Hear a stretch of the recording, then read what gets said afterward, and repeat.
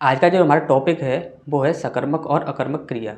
यदि सकर्मक और अकर्मक क्रिया की बात की जाए तो आपने थंबनेल में देखा होगा, हमने लिखा था ये ट्रिक्स जो हम फॉलो करते हैं इन क्वेश्चन को सॉल्व करने के लिए तो फेल हो जाती हैं। तो फेल क्यों हो जाती हैं, आज हम इसका कारण बताएंगे आपको। और दूसरा, इसको सही तरीका क्या है पहचान करने का कि ये एक सकर्मक क्रिया है या एक अकर्मक क्रिया है, ये पहचान करने का बिल्कुल सटीक और सही तरीका क्या होता है। ये ट्रिकें जो होती हैं जो हम यूज करते हैं सकर्मक और अकर्मक क्रिया की पहचान करने के लिए, ये फेल क्यों हो जाती है, ये सारी बातें आज हम आपको बताने वाले हैं। जैसे कि आपसे बोला जाता है कि क्या शब्द का प्रयोग करके कोई भी क्वेश्चन पूछिए तो आपको पता लग जाता है कि ये क्रिया सकर्मक है या अकर्मक है। तो अधिकतर में हम देखते हैं कि कुछ क्वेश्चन ऐसे होते हैं जो कि सॉल्व हो जाते हैं, लेकिन कुछ क्वेश्चन ऐसे होते हैं जो कि सॉल्व नहीं हो पाते हैं। इसी प्रकार से आपसे बोला जाता है कि यदि किसी वाक्य में विभक्ति है तो वह आपकी अकर्मक क्रिया होती है, लेकिन ये भी पूरी तरह से फॉलो नहीं होती, उसमें भी आपके काफ़ी सारे क्वेश्चंस गलत हो जाते हैं। ये हम आपको अभी सिद्ध करते जाएंगे, साथ के साथ जो भी बातें हम आपको बता रहे हैं वो साथ के साथ आपको 100% प्रूफ के साथ सिद्ध करेंगे। यदि आप हमारी बातों से अग्री हो जाओ तो आप सिर्फ वीडियो को लाइक कर देना। यदि आप हमसे अग्री ना हो पाओ तो आप इस वीडियो को डिसलाइक कर दीजिए। इससे ज़्यादा तो कुछ नहीं कह सकते हम, बस इतना कर दीजिए। तो जितनी भी आपकी ट्रिक होती हैं वो आपकी 100% कार्य क्यों नहीं करती हैं, ये रीज़न हम आपको बताएंगे आज। और जो सारे हम क्वेश्चंस हम कराने वाले हैं वो सारे क्वेश्चंस हमने अपनी तरफ से नहीं रखे हैं। ये सारे क्वेश्चंस आपके अलग अलग एग्जामों में और अलग अलग टाइम पर आ चुके हैं। ये सारे जो क्वेश्चन हम आपको कराने वाले हैं, इन सारे क्वेश्चंस में हम वही तरीका यूज करेंगे, सिर्फ एक तरीका ऐसा हम यूज करेंगे जिससे कि आपका कोई भी किसी भी किताब का या आपने कहीं से भी पढ़ा हो तो उसके नोट्स, कहीं से भी कैसा भी कोई भी क्वेश्चन आपका गलत नहीं होगा 100% श्योर के साथ। तो स्टार्ट करते हैं आज का हमारा टॉपिक। तो पहले जो स्टूडेंट जिन्होंने कभी भी ये टॉपिक ना पढ़ा हो सकर्मक और अकर्मक क्रिया, तो पहले हम उन्हें कुछ बेसिक नॉलेज देते हैं और इसमें जिन उपसर्गों का प्रयोग किया जाता है उन उपसर्गों के बारे में बताते हैं, ये किस भाषा से लिए जाते हैं और इस प्रकार से। ठीक, तो स्टार्ट करते हैं। सबसे पहला हमारा पॉइंट है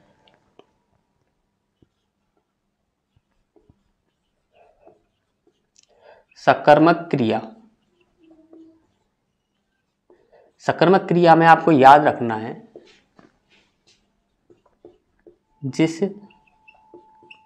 क्रिया के कार्य का फल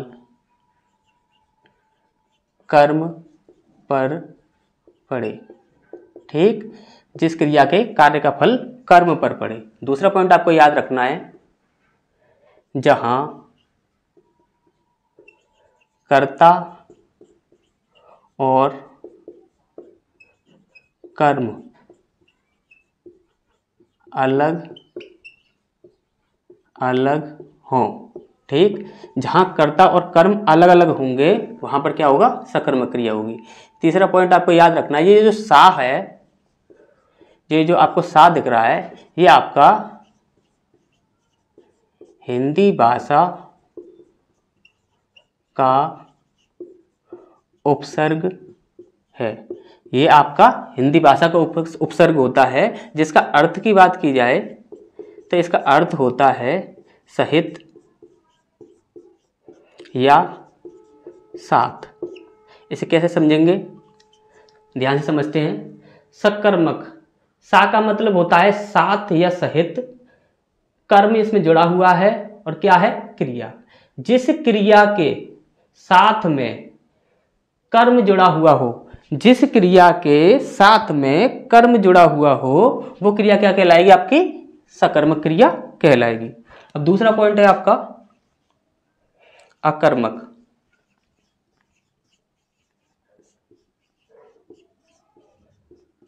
अभी अकर्मक क्रिया क्या होती है तो देखिए,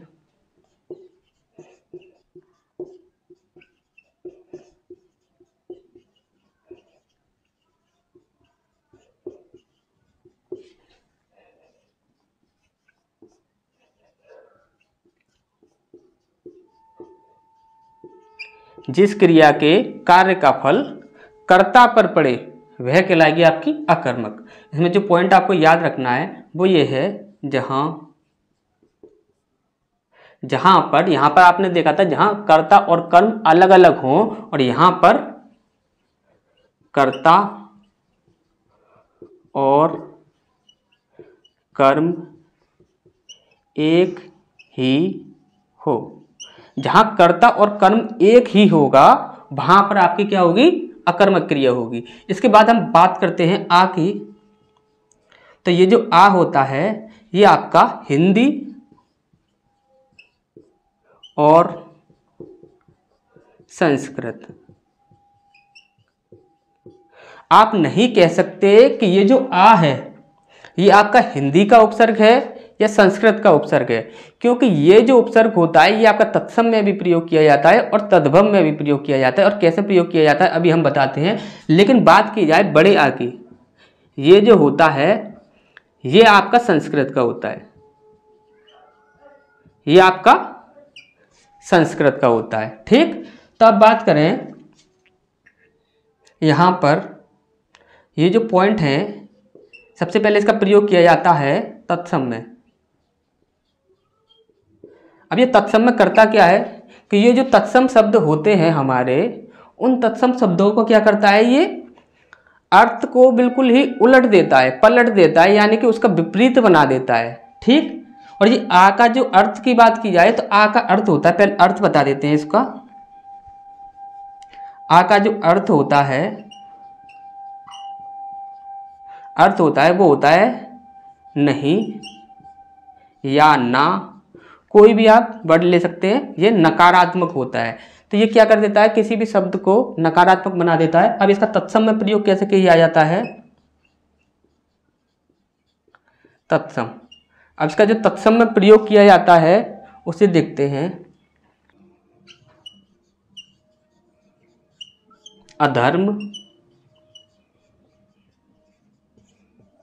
अहिस्थिर। यदि धर्म की बात की जाए तो ये धर्म हमेशा ही तत्सम शब्द होता है जो कि संस्कृत का होता है, और जो स्थिर जो शब्द होता है ये आपका तत्सम शब्द होता है जो कि संस्कृत का होता है।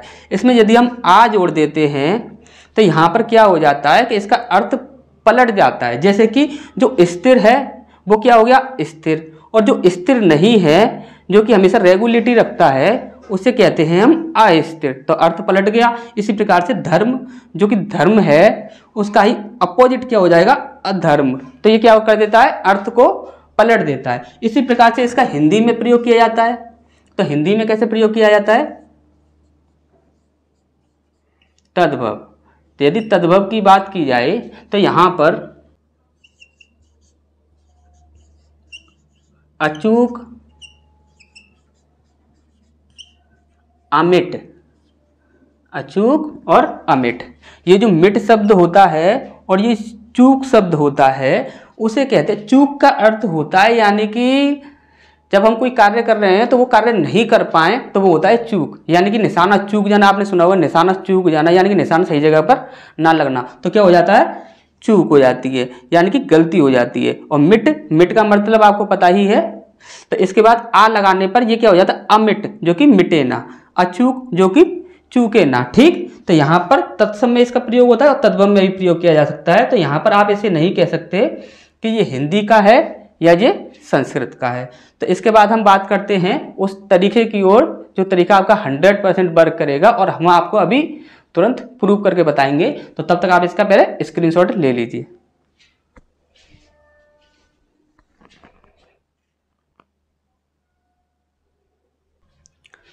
तो अभी जो हमें देखना है वो तरीका जिससे हम किसी भी सकर्मक और अकर्मक क्रिया की इजीली पहचान कर सकते हैं।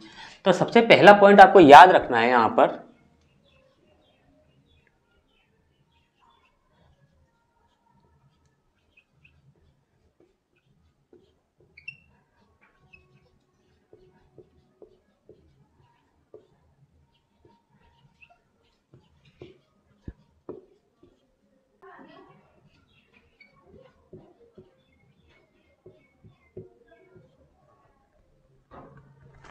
ये आपके 5 शब्द हैं और इन 5 शब्दों का ही आपको प्रयोग करना है। आपको करना क्या है, यहां पर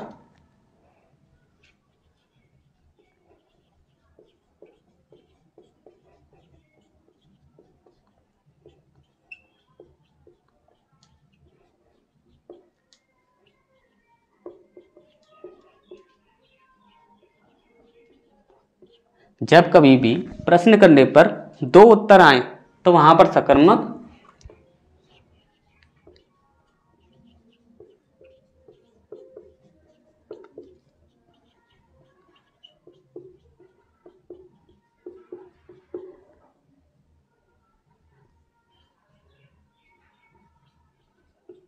जब कभी भी एक उत्तर आएगा तब आपको क्या करना है, अकर्मक। ठीक, जब कभी प्रश्न करोगे तो आप इन 5 वर्ड से ही प्रश्न करोगे। जब कभी प्रश्न करोगे तो यदि एक उत्तर आता है तो वहां पर क्या होगा, अकर्मक, और यदि 2 उत्तर आते हैं तो वहां पर होगा आपका सकर्मक। इसके बाद आपको याद रखना है ऐसा पॉइंट जिससे आपको कभी भी प्रश्न नहीं करना है, जिससे आपको कभी भी प्रश्न नहीं करना है।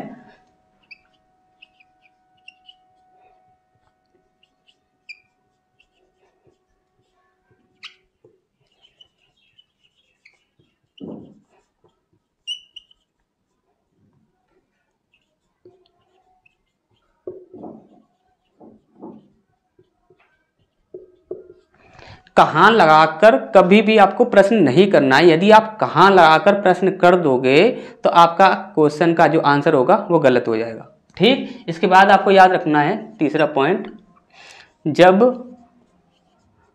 वाक्य ना दिया हो, केवल शब्द ही दिए हों तब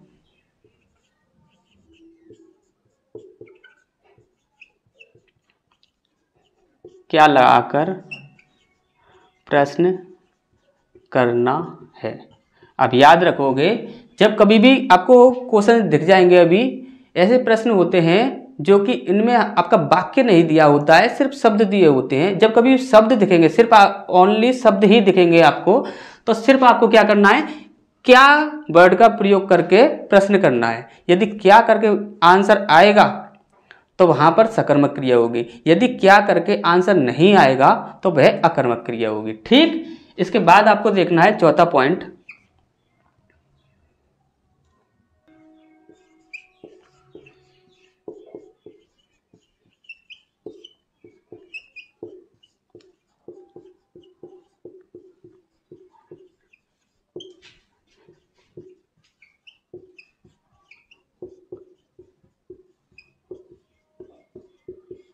जितनी भी आपकी प्रेरणार्थक क्रियाएं होती हैं, जितनी भी आपकी प्रेरणार्थक क्रियाएं होती हैं, प्रेरणार्थक क्रियाएं वे होती हैं जिनमें कभी भी खुद कार्य नहीं किया जाता, किसी और से कार्य करवाया जाता है। तो जब कभी भी आप प्रेरणार्थक क्रिया की बात करोगे तो वहां पर हमेशा ही सकर्मक क्रिया होगी। कौन सी होगी, सकर्मक क्रिया होगी। तो आप तब तक इसका स्क्रीनशॉट ले लीजिए, फिर हम सारे क्वेश्चंस को सॉल्व करते हैं। और ये ट्रिक जो हमने बताई है ये 100% वर्क करेंगी। तो उन क्वेश्चंस को सॉल्व करते हैं, तब तक आप इसका स्क्रीनशॉट ले लीजिए।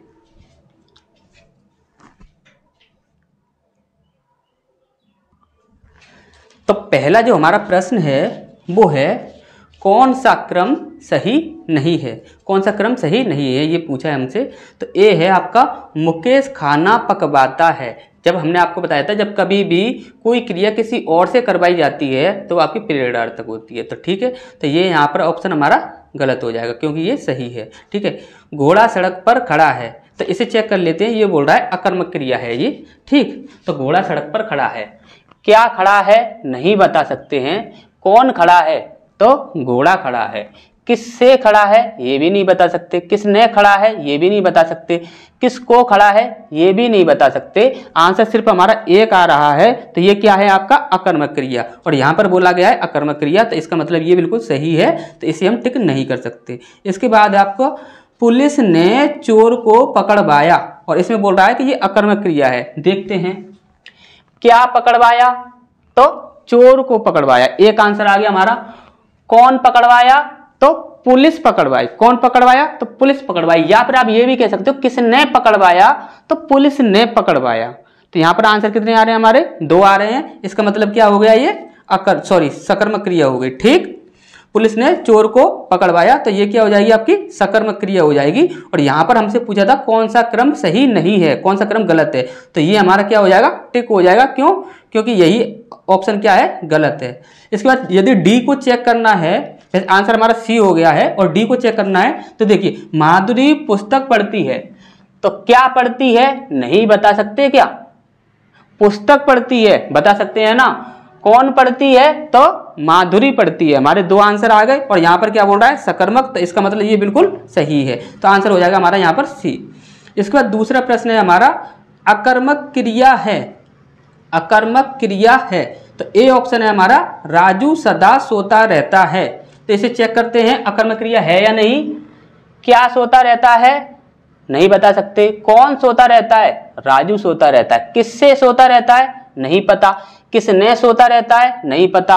किसको सोता रहता है नहीं पता। तो ये क्या हो गई आपकी गलत हो गया ये ऑप्शन आपका, क्योंकि आंसर कितना आ रहा है हमारा एक आ रहा है। ठीक, यहाँ पर पूछा है हमारा अकर्मक क्रिया है, सॉरी यहाँ पर जो हमसे पूछा गया है अकर्मक क्रिया पूछा गया है, तो यहाँ पर हमारा आंसर क्या हो जाएगा ए हो जाएगा राजू सदा सोता रहता है। तो राजू सदा सोता रहता है ये क्या हो जाएगी आपकी अकर्मक क्रिया हो जाएगी। यदि बाकी क्वेश्चंस को हमें यदि चेक करना है, जैसे कि आपको बोला जाता है कि यदि किसी वाक्य में विभक्ति आ जाए तो अकर्मक क्रिया होती है, नहीं वो नहीं होती है, ऐसा देख लीजिए। इसमें देखिए कैलाश छत से गिर पड़ा, यहाँ पर कौन सी विभक्ति है?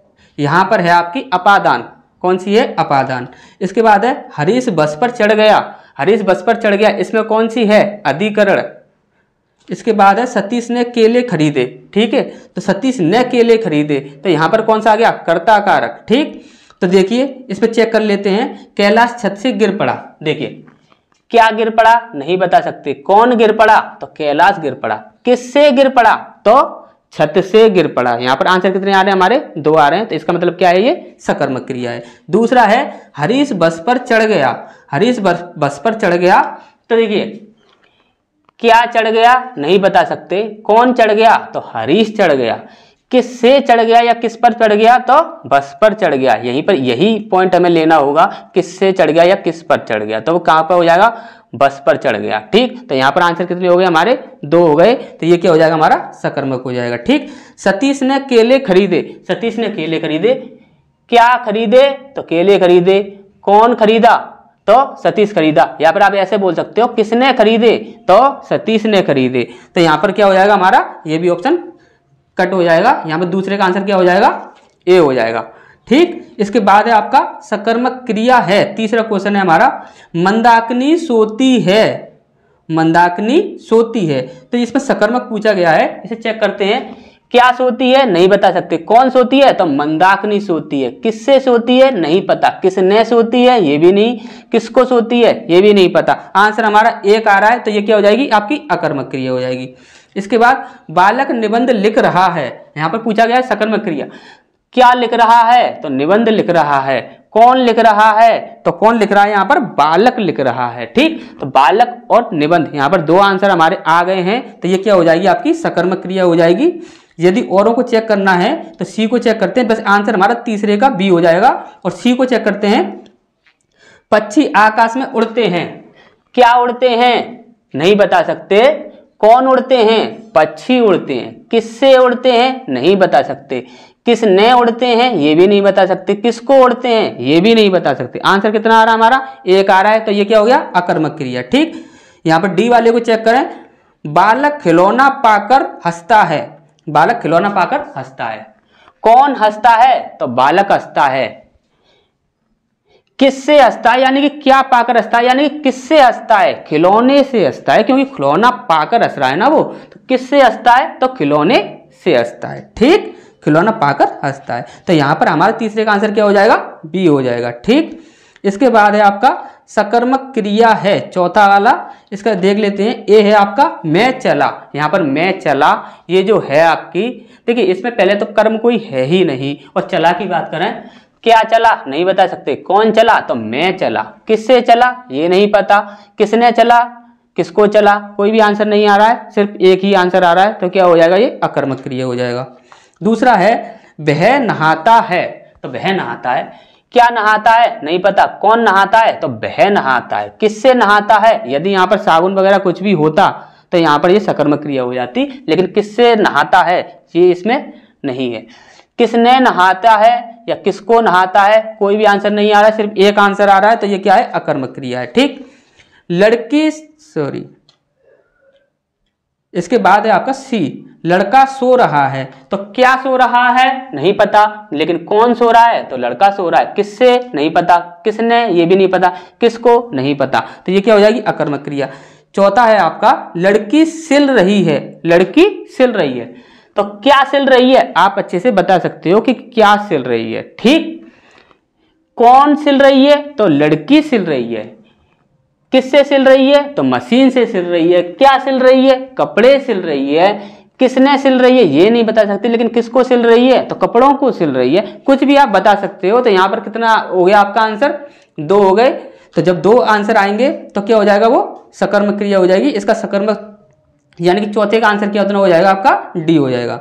इसके बाद है आपका 5वां, अकर्मक क्रिया है। अकर्मक क्रिया पूछ रहा है, तो हमने क्या बोला था, जब कभी भी आपके शब्द दिए हो, केवल शब्द दिए हो, तो आपको क्या करना है, क्या लगाकर प्रश्न पूछना है। कहां गया, ये रहा, क्या लगाकर प्रश्न पूछना है, केवल क्या लगाकर ही प्रश्न आपको पूछना है। देखते हैं, काटना, क्या काटता है, तो आप क्या बोलोगे, कुछ भी काट सकता है, सब्जी काट सकता है, फल काट सकता है। ठीक, क्या बोता है, तो कुछ भी आप बता सकते हो।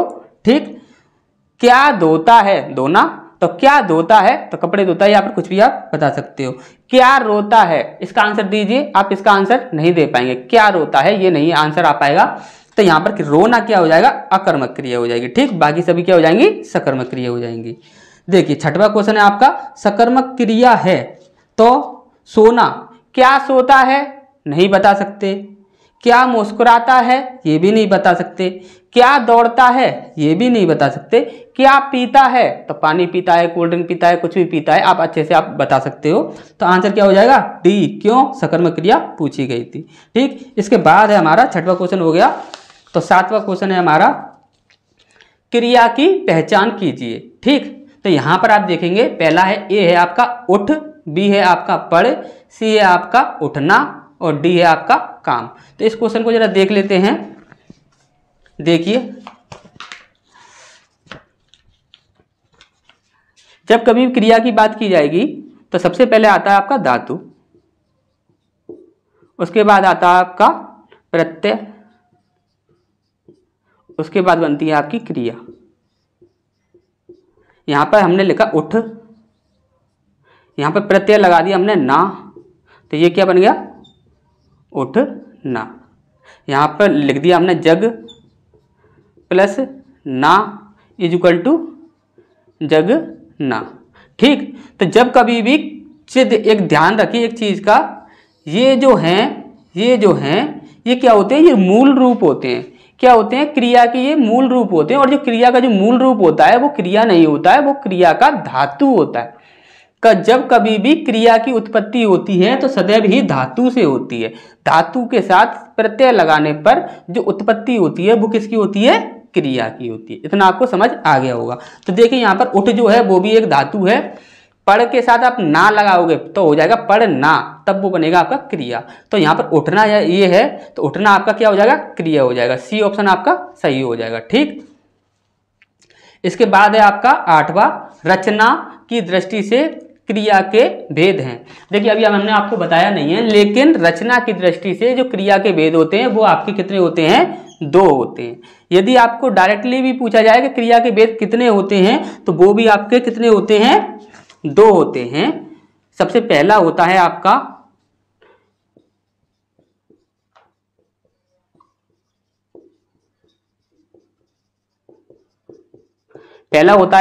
व्युत्पत्ति के आधार पर, और दूसरा होता है आपका रचना के आधार पर। और यदि रचना के आधार पर बात की जाए तो ये आपके 2 होते हैं। और कौन से होते हैं, सकर्मक और अकर्मक। ठीक, इतना आपको अच्छे से समझ आ गया होगा। इसके बाद है आपका रचना की दृष्टि से क्रिया के भेद हैं, तो आप बताओगे 2 होते हैं, सकर्मक और अकर्मक। मूल धातु है, 9वां क्वेश्चन है, मूल धातु है, तो यहाँ पर धातु पूछा गया है। देखिए आना, आगे साथ ना प्रत्यय लगा हुआ है तो ये क्या बन गया, एक क्रिया बन गया। जाना, जा के साथ ना प्रत्यय लगा हुआ है तो ये क्या हो जाएगा आपका क्रिया हो जाएगी। मूल धातु की बात कर रहा है, आए, तो आ के साथ क्या लगा हुआ है आपका, ए लगा हुआ है। जब ए लगा हुआ है तो ये क्या बन गया, एक धातु बन गया। तो आ के साथ जो ए लगा हुआ है तो इसको हम क्रिया बनाते हैं। तो क्रिया कैसे बनेगा, देखिए, आए प्लस गा इजुकल टू आएगा। तो ये क्या बन गई, हमारी क्रिया बन गई। तो ये क्या है, आपका धातु रूप है। अब बात की जाए यदि डी की, डी को आप बोलोगे कि डी क्या है, आपका धातु है। तो डी के लिए अगर यदि बात की जाए तो डी के बारे में हम बता देते हैं।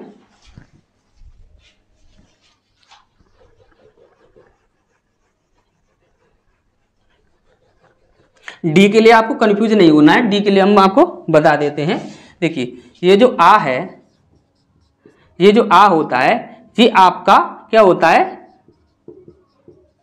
संस्कृत का उपसर्ग।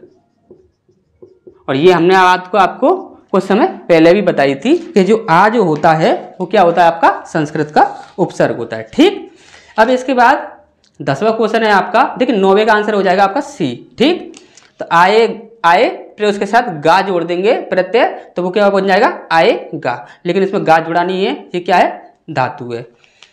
अब देखिए क्रिया कैसा शब्द है, ये पूछा जा रहा है, क्रिया कैसा शब्द है। तो ए ऑप्शन है आपका विकारी, बी है आपका अविकारी, सी है आपका विशेषण और डी है आपका नोटा। नोटा का मतलब होता है नन ऑफ दी एबव। तो यदि इसकी बात की जाए तो 10वें का आंसर होता है आपका ए, जो होता है आपका विकारी। यदि विकारी और अविकारी की बात की जाए तो देखिए, ध्यान से देखिए, सबसे पहले आता है विकारी। जो शब्द होते हैं जो इस 2 प्रकार में बांटा जाता है विकारी, एक होता है आपका संज्ञा। विकारी जो होता है आपका 4 प्रकार का होता है, पहला संज्ञा, दूसरा होता है विशेषण, तीसरा होता है आपका संज्ञा हो गया, क्रिया हो गया, इसके बाद आपका चौथा होता है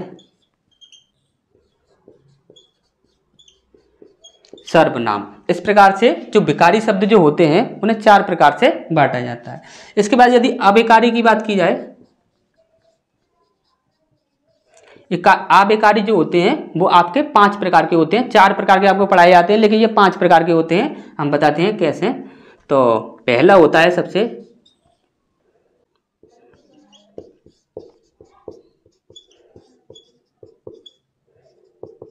क्रिया विशेषण, दूसरा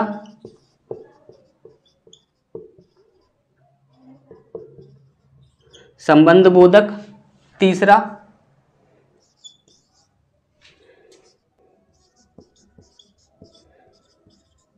समुच्चय बोधक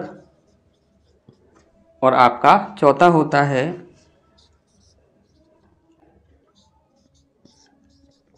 निपात और इसके बाद 5वां होता है आपका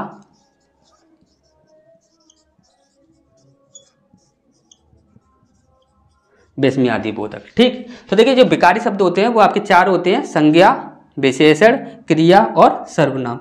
यदि अविकारी की बात की जाए तो पहला होगा आपका क्रिया विशेषण, दूसरा संबंध बोधक, तीसरा समुच्चय बोधक और चौथा निपात और 5वां विस्मयादि बोधक। ठीक, तो इस प्रकार से आपको इनको याद रखना है, इसमें से भी काफ़ी क्वेश्चन पूछे जाते हैं। इसके बाद है आपका 11वां, व्याकरण की दृष्टि से कौन सा कथन गलत है। ठीक, तो देखिए, तो यहाँ पर ए देखना है हमें, भाववाचक केवल अकर्मक क्रिया में होते हैं। तो भाववाचक जो होते हैं वो केवल अकर्मक क्रिया में ही होते हैं, ये बात आपको याद रखनी है। तो ये हमारा सही है, तो इसे हम टिक नहीं कर सकते। ठीक, इसमें गलत पूछा गया है।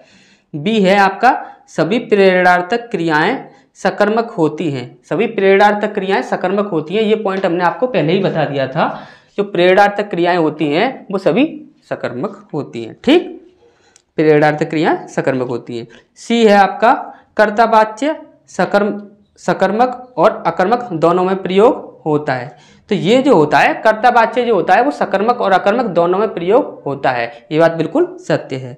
दूसरा है कर्तावाच्य अकर्मक और सकर्मक दोनों में प्रयोग होता है, लेकिन ये ऑप्शन आपका गलत हो जाएगा। अभी यदि आपको समझ नहीं आ रहा है कि ये क्या बोल रहा है तो इसे ध्यान से समझिए।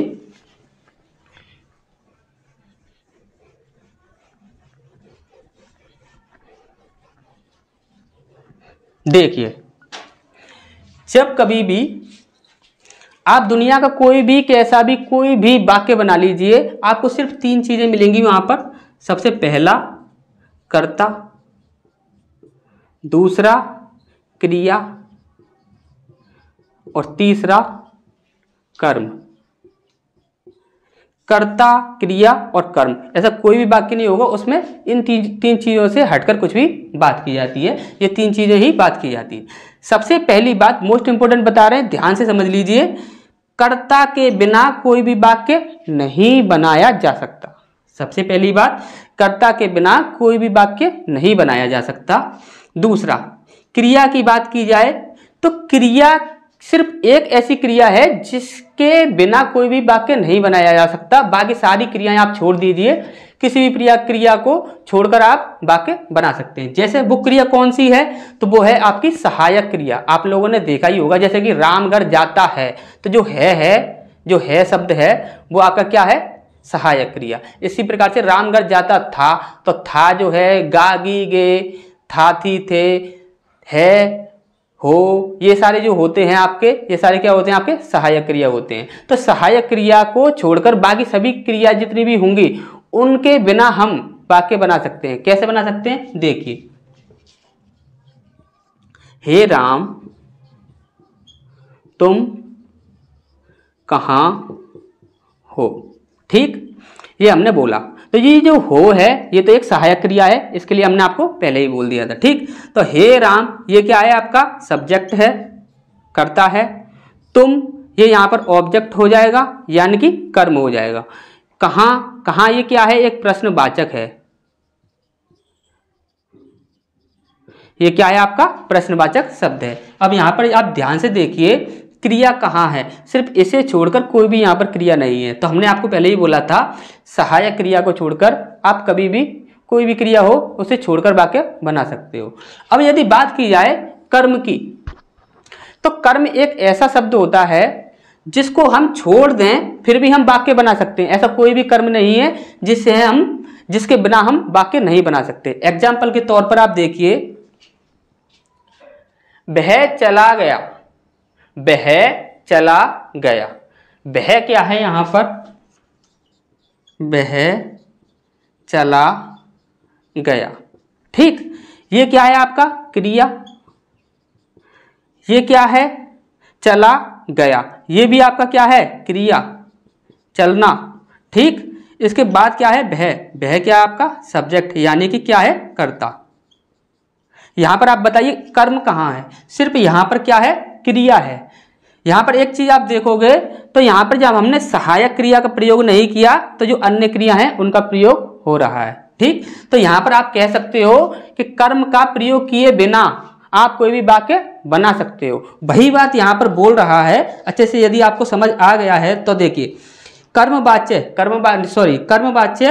अकर्मक और सकर्मक दोनों में प्रयोग होते हैं। कर्मवाच्य कौन से होते हैं, जिसमें कर्म की प्रधानता हो। जिसमें कर्म की प्रधानता होगी तो वो सकर्मक और अकर्मक दोनों में प्रयोग होते हैं। क्या बोल रहा है वो, सकर्मक और अकर्मक दोनों में प्रयोग होते हैं। तो ये आपका ऑप्शन क्या हो जाएगा, गलत हो जाएगा। यहां पर कर्म के बिना भी हम क्या कर सकते हैं, वाक्य को बना सकते हैं। लेकिन जो इसके पहले वाला है, जो सी ऑप्शन है, उसे देखिए, कर्तावाच्य सकर्मक और अकर्मक दोनों में प्रयोग होता है। ये बात बिल्कुल सही है। कर्ता के बिना कोई भी वाक्य नहीं बनाया जा सकता, चाहे वो सकर्मक हो चाहे वो अकर्मक हो।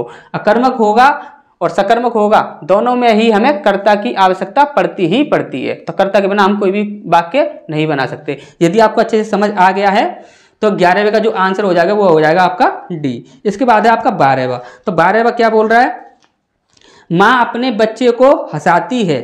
माँ अपने बच्चे को हंसाती है। ए है आपका सकर्मक, बी है आपका द्विकर्मक, सी है आपका अकर्मक और डी है आपका नॉट है, यानी कि नन ऑफ दी एबव, इनमें से कोई नहीं।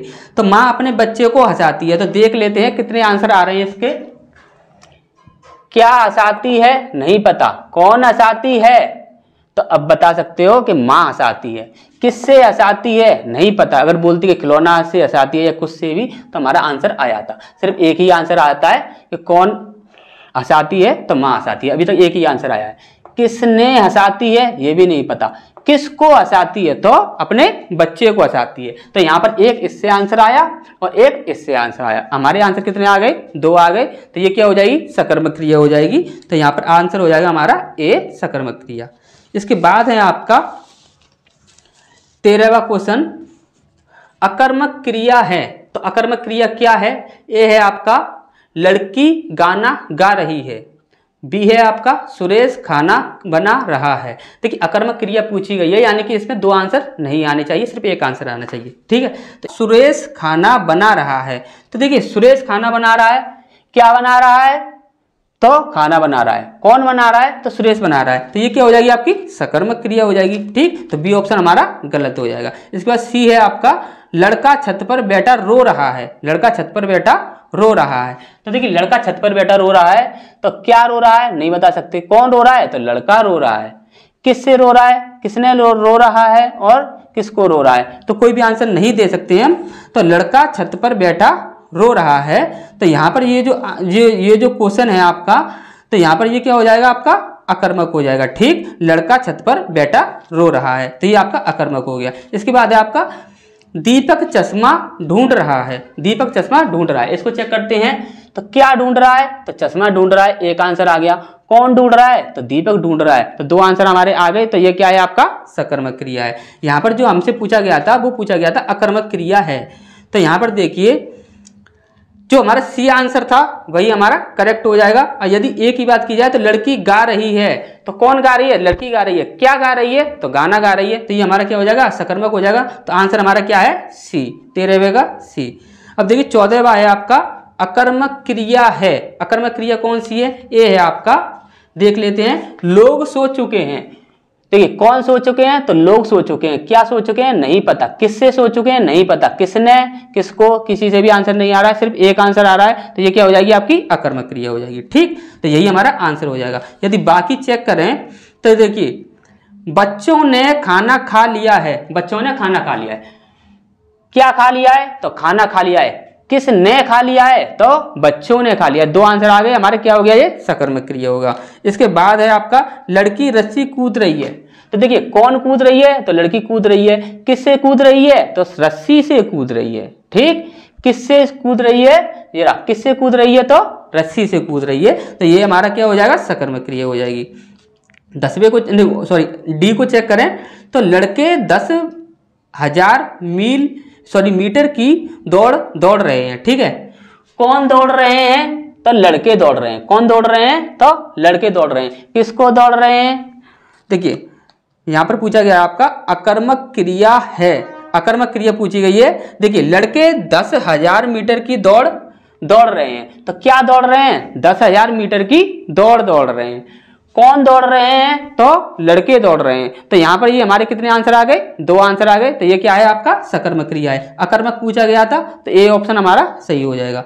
यदि 15 की बात करते हैं तो सकर्मक क्रिया नहीं है, सकर्मक क्रिया नहीं है, यहाँ पर अकर्मक क्रिया होनी चाहिए। ठीक, तो राम फल खाता है। तो कौन खाता है? राम खाता है। क्या खाता है? फल खाता है। 2 आंसर आ गए। तो क्या हो जाएगी? सकर्मक। अकर्मक पूछी गई है।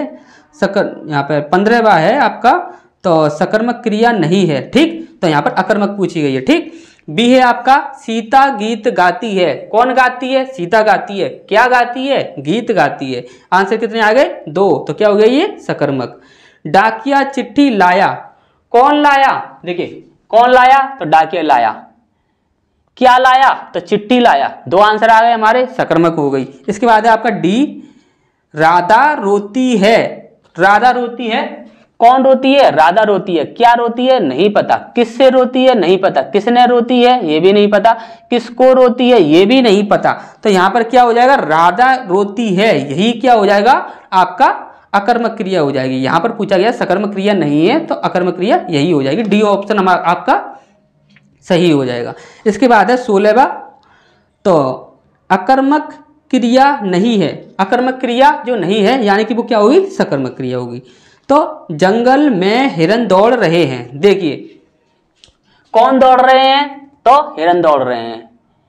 क्या दौड़ रहे हैं? नहीं बता सकते। किससे दौड़ रहे हैं? नहीं बता सकते। किसको दौड़ रहे हैं? नहीं बता सकते। और किसने दौड़ रहे हैं? ये भी हम नहीं बता सकते। तो ये क्या हो जाएगी? आपकी अकर्मक क्रिया हो जाएगी। ठीक, इसके बाद ध्यान से समझ लीजिए, यहाँ पर जंगल में हिरन दौड़ रहे हैं, ये भी आपकी अकर्मक क्रिया है। ठीक। छोटे बच्चे बात बात पर रोते हैं। देखिए क्या रोते हैं नहीं पता, कौन रोते हैं, छोटे बच्चे रोते हैं, एक आंसर आया। किससे रोते हैं नहीं पता, किसने रोते हैं या किसको रोते हैं, कोई भी आंसर नहीं आ रहा है, तो क्या हो जाएगा आपका अकर्मक क्रिया। इसके बाद है आपका सुनीता ने अपने पिताजी से फोन करवाया। देखिए क्या करवाया, फोन करवाया, कौन करवाया नहीं पता, किससे करवाया तो पिताजी से करवाया, और किसने करवाया तो सुनीता ने करवाया। तो यहां पर हमारे आंसर 2 आ रहे हैं, तो क्या हो जाएगा आपका सकर्मक क्रिया हो जाएगा। ठीक। तो इसका 16वें का जो आंसर है वो हो जाएगा आपका डी। इसके बाद सी। इसके बाद डी है आपका आलसी बच्चे देर तक सोते हैं। तो आलसी बच्चे देर तक सोते हैं, कौन सोते हैं, आलसी बच्चे सोते हैं। क्या सोते हैं नहीं पता, किससे सोते हैं नहीं पता, किसने सोते हैं ये भी नहीं, किसको सोते हैं ये भी नहीं, तो कोई भी आंसर आपका नहीं आ रहा है। तो यहां पर क्या हो जाएगा आपका सी आंसर बिल्कुल सही हो जाएगा, 16वें का सी। तो हमने आपसे बोला था यदि आपको हमारा बताया हुआ तरीका अच्छा लगे, अगर यदि आपको हमारा बताया हुआ तरीका अच्छा लगा है तो सिर्फ एक वीडियो को लाइक कर दीजिए, जिससे हमें पता लग जाएगा कि कितने लोग हमसे सेटिस्फाई हैं। यदि आपको तरीका समझ ना आया हो या कोई भी कैसी भी दिक्कत आई हो तो आप कमेंट बॉक्स में कमेंट कीजिए, और यदि हमारा तरीका आपको गलत लगा हो तो आप डिसलाइक कर दीजिए। लाइक छोड़िए, आप डिसलाइक कर दीजिए, क्योंकि हम जानना चाहते हैं कितने लोग ऐसे हैं जिनको हमारा तरीका जो है वो गलत लगता है। तो डिसलाइक कर दीजिए हमारी वीडियो को, इससे ज़्यादा हम कुछ नहीं कहेंगे। तो मिलते हैं फिर नेक्स्ट पार्ट में, और नेक्स्ट पार्ट में आपको और भी सारे क्वेश्चंस हैं जो हमें आपको कराने हैं, जो कि आपके अलग अलग एग्जामों में पूछे गए हैं। तो तब तक मिलते हैं फिर नेक्स्ट पार्ट में, और तब तक आप इसका स्क्रीनशॉट लेना चाहें तो स्क्रीनशॉट ले लीजिए।